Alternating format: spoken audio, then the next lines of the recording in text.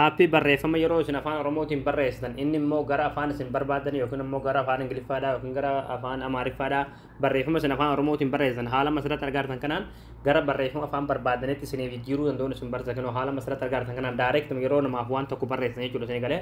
fayyadamuun kiyya aappii kana namni baay'een argee waan kanatti fayyadamu viidiyoo kun laayik sheer gochuun afaan duraan hordofa aappii kana gabbufachuudhaaf as googuroom keessatti galtanii achi booda bakka sarchiin irratti tokko kilikni gootu achi booda bakka sarchiin irratti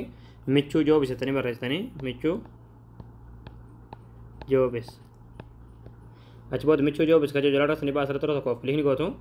ammallee asirratti michuu joobis.com hojii irratti tokko kilikni gootu ammallee haala kanas teessi fidaa asirratti ta'e koon sarchiin irratti tokko kilikni gootu bakka sarchiin irratti qubee ka ba ra barreessan achi booda sarchii fuuldura irratti kilikni gootu sarchii gootu achi booda haala kanas suuraa kana fidaa suuraa kana irratti tokko kilikni gootu achi booda aappii gabbufachuudhaaf sira olutaa gadeemtu namaati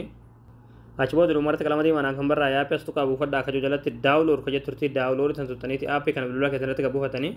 hayya daawwatan kiyya aappii gabbufatanii gargaartanii aappiin kana harkaan isin banama asirratti selektii kilik gootu ammallee asirratti kaawwattu ammallee danii kana kilik gootu ammallee haala kana steessi fidaa asirratti tokko kilikni gootu ammallee kinoo tana oofii gootu jechuudha haala kanaani achi booda aappiin kana haala kanaan kiiboordii isaadhaa hojii isaadhaa eegala jechuudha ammallee asirratti tokko kilikni gootu ammallee asirratti translate ka johan tokko kilikni gootu achi booda okay kilikti gootu yeroo isin as jalatti barreeffama sana afaan oromootiin barreessitan inni immoo asirratti jechuudha barreeffama san gara isin afaan isin barbaadanitti isiniif hiika jechuudha barbaadan isin jijjiiruu dandeessan jechuudha fakkeenyaaf afaan amaariffatti yoo akka isiniif hiikuu barbaadan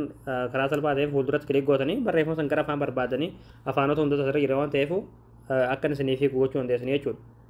haala kanaan karaa salphaa ta'een barreeffama afaan oromootiin barreessitanii immoo barreeffama san